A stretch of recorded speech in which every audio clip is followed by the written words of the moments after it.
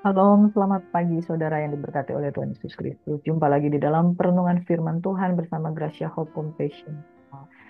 Saudara, kemarin saya membaca beberapa komen dari em, audiens-audiens yang menonton salah satu dari tayangan di channel YouTube ini yang mendengarkan puji-pujian dan mazmur yang ada, dan mereka mengatakan bahwa mereka sudah dibaptis dan juga mereka pengen setia dengan Tuhan, dan betapa pujian penyembahan yang menyentuh hati mereka membuat mereka ingin lebih lagi dengan Tuhan.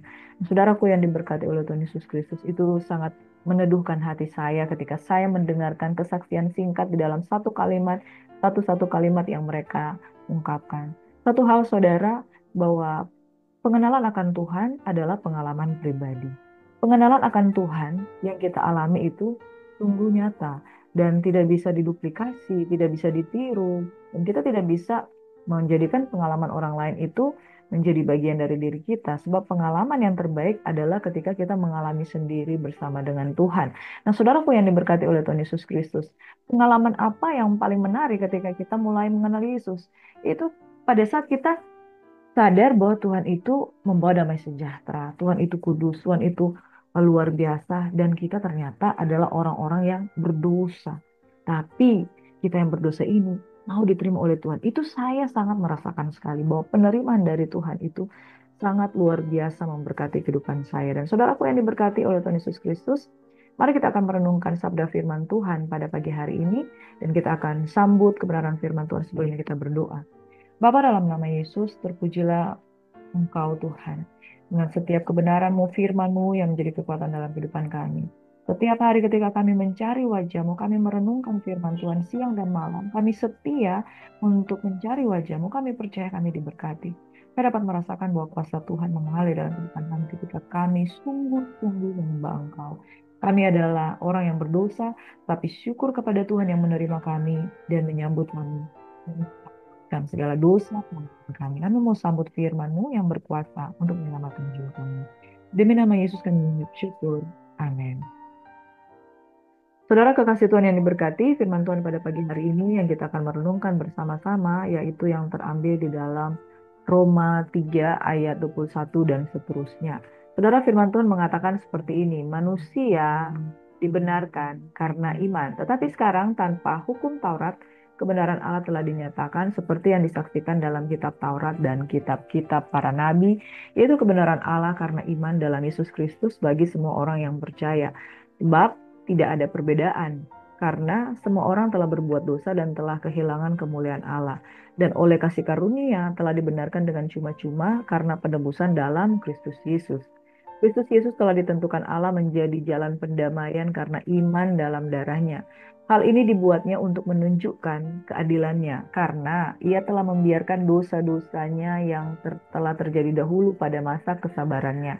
Maksudnya ialah untuk menunjukkan keadilannya pada masa kini, supaya nyata bahwa ia benar dan juga membenarkan orang yang percaya kepada Yesus. Jika demikian, apakah dasarnya untuk bermegah? Tidak ada. Berdasarkan apa? Berdasarkan perbuatan? Tidak, melainkan berdasarkan iman. Karena kami yakin bahwa manusia dibenarkan karena iman dan bukan karena ia melakukan hukum Taurat. Atau adakah Allah hanya Allah orang Yahudi saja? Bukankah ia juga adalah Allah bangsa-bangsa lain? Ya, benar. Ia juga adalah Allah bangsa-bangsa lain. Artinya, kalau ada satu Allah yang akan membenarkan baik orang-orang bersunat karena iman maupun orang-orang tak bersunat juga karena iman, jika demikian, adakah kami membatalkan hukum Taurat karena iman? Sama sekali tidak. Sebaliknya, kami meneguhkan. Saudara, peneguhan di sini, penegasan di sini bahwa kebenaran bahwa manusia dibenarkan karena iman. Pada waktu eh, Paulus menjelaskan ayat-ayat firman Tuhan ini, ya, situasi pada waktu itu dia berbicara kepada orang-orang Yahudi, dan orang-orang Yahudi itu ada di Roma. Orang-orang Yahudi banyak yang masih memelihara adat istiadat Yahudi, dan adat istiadat Yahudi itu sebenarnya eh, menjadi satu rutinitas saja. bukan satu pengiringan yang benar kepada Tuhan. Tetapi oleh karena adat istiadat, mereka membawa adat istiadat itu jauh lebih tinggi daripada iman, jauh lebih tinggi daripada ibadah dan kebenaran akan Tuhan. Padahal mereka sendiri ada di Roma. Dan Rasul Paulus berhadapan dengan orang Yahudi itu sendiri dan juga orang-orang asing, orang-orang yang tidak mengenal Tuhan. Tetapi kebenaran menyatukan, ya, menyatukan baik orang Yahudi, orang Yunani, orang Romawi, orang di luar Yahudi bahwa satu perkara, bukan karena hukum Taurat, bukan karena perbuatanmu, tetapi jikalau engkau menerima Yesus dengan iman, maka setiap orang yang berdosa akan diselamatkan.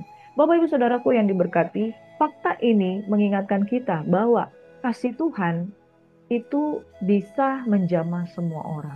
Kasih Tuhan itu menerima semua orang. Sekalipun ayah dan ibumu meninggalkan kamu, tapi Tuhan menyambutmu. Tidak ada perbedaan, ya.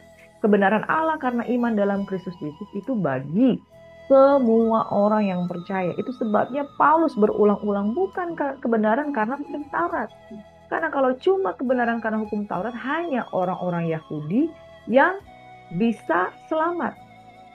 Hanya orang-orang Yahudi yang melakukan sepenuhnya hukum Taurat yang bisa selamat. Padahal Tuhan itu mati bagi semua orang.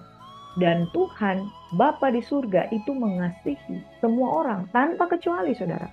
Tetapi sekarang tanpa hukum Taurat, kebenaran Allah telah dinyatakan seperti yang disaksikan dalam kitab Taurat dan kitab para nabi, yaitu kebenaran Allah karena iman dalam Yesus Kristus. Jadi saudara, kebenaran Allah karena iman dalam Yesus Kristus. Jadi ketika Yesus sudah menyelesaikan segala sesuatu sekali, sempurna, dan untuk selama-lamanya, Yesus Kristus bagi semua orang yang percaya. Tidak terkecuali bangsa Yunani, Yahudi, Romawi, ya, orang Arab sekalipun tidak ada perbedaan. Karena mengapa harus dibedakan? Karena semua orang sudah berdosa juga.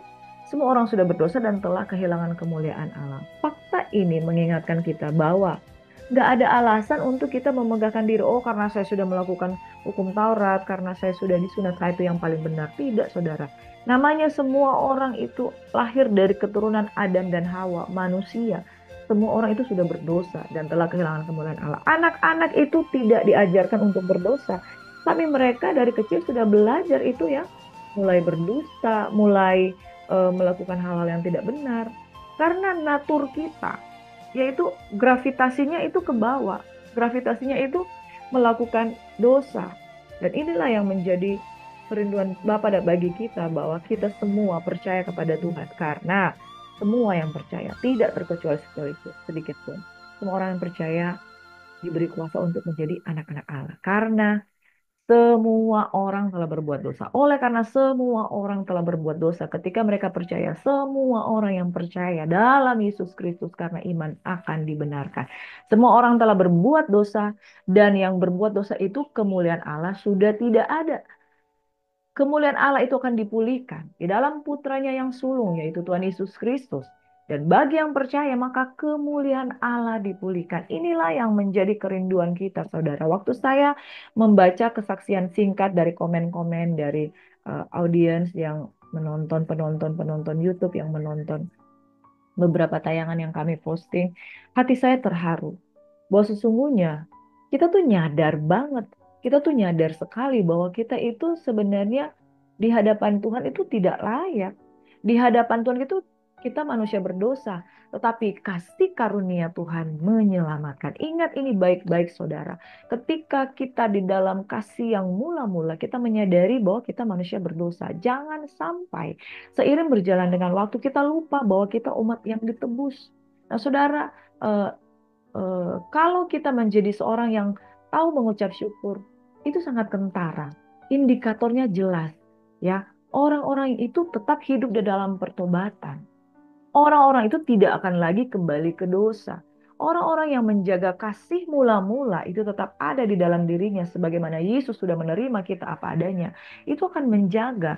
Dulu kita tahu kita berdosa dan kita sudah diterima oleh Tuhan. Dulu kita tahu kita telah nggak ada kemuliaan Tuhan. Orang melihat kita itu eh, seperti orang yang sudah tidak ada, mungkin tidak bisa dihargai, tidak bisa dihormati karena dosa sudah menguasai kita. Tapi ketika Yesus menerima kita apa adanya, pemulihan itu terjadi, saudara. Dan ketika pemulihan itu terjadi, kasih karunia yang telah dibenarkan dengan cuma-cuma karena penebusan dalam Kristus Yesus. Kristus Yesus telah ditentukan Allah menjadi jalan pendamaian karena iman dalam darahnya. Ya saudara, ini menunjukkan keadilannya. Ia telah mengizinkan, ia telah membiarkan dosa-dosa yang telah terjadi dahulu pada masa kesabarannya. Ada masa di mana orang yang jatuh di dalam dosa itu bergelimang dengan dosa. Betul-betul dikuasai oleh dosa. Dan menikmati dosa di dalam hawa nafsu dan segala kedagingannya. Tapi dengan demikian Tuhan menunjukkan keadilannya bahwa oleh karena engkau sudah mengenal dosa, engkau juga bisa membedakan kasih karunia Tuhan yang luar biasa di dalam kehidupanmu. Yang izinkan dosa-dosa terjadi karena ketegaran hati kita, kekerasan hati kita, tegar tengkuknya kita. Maksudnya ialah untuk menunjukkan keadilannya pada masa ini.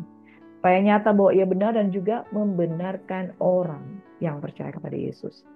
Jadi saudara, jika demikian, apakah dasarnya untuk bermegah? Gak ada. Berdasarkan apa? Kita tahu kita berdosa. Kita tahu kita pernah berkubang dengan dosa.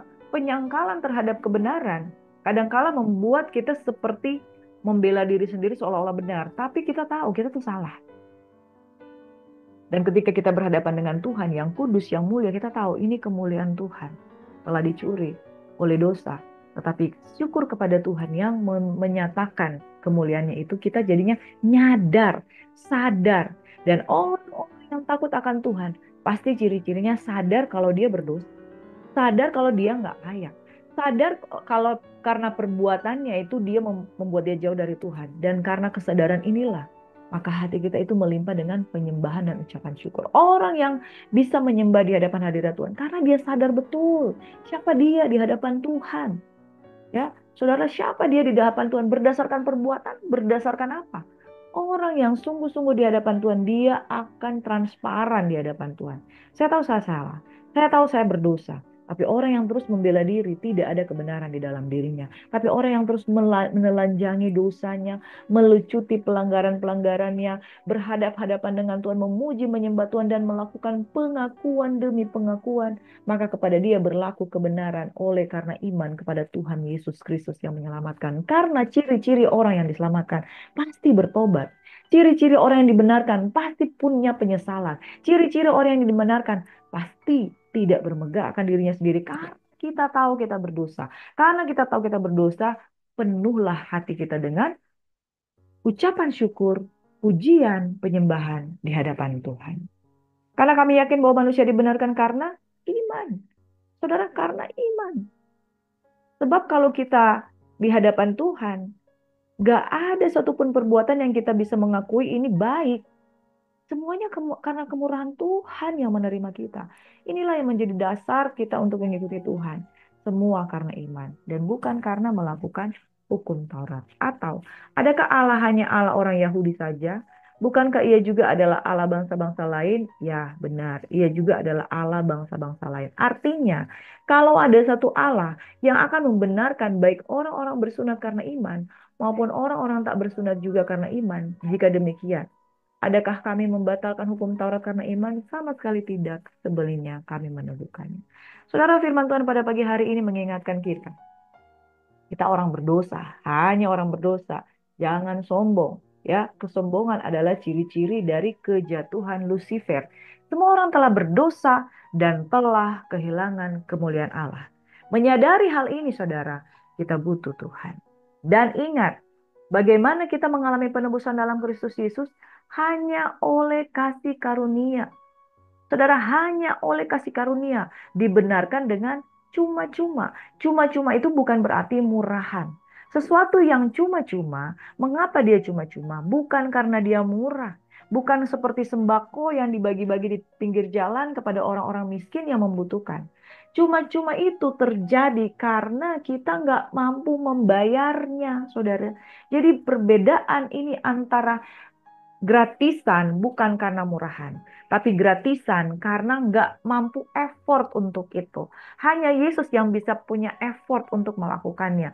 Penebusan di dalam Kristus Yesus yang terlampau berharga, sehingga engkau dikasih sebuah mobil Jaguar karena engkau nggak mampu membelinya. Makanya saking berharganya itu, terimalah dengan penuh ucapan syukur.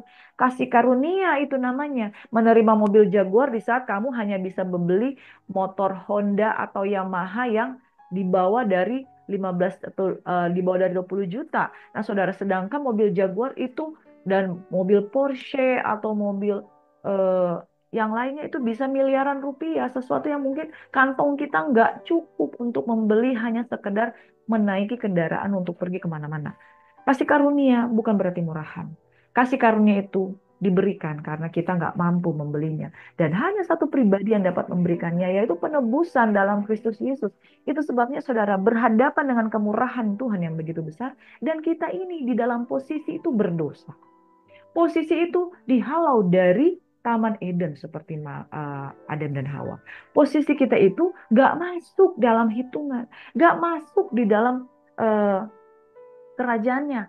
Tapi kemurahan Tuhan itu berkata, mari datanglah. Kemurahan Tuhan lebih daripada hidup. Sudahkah engkau meninggalkan dosamu dengan sungguh-sungguh dan kemudian mengubah hatimu menjadi hati yang bersyukur? Ada juga orang yang menerima kasih karunia tapi tidak tahu bersyukur. 10 orang kusta ketika mereka menerima pentahiran daripada Tuhan Yesus. Berapa orang yang kembali kepada Tuhan? Hanya satu orang yang menunjukkan syukurnya di hadapan Tuhan.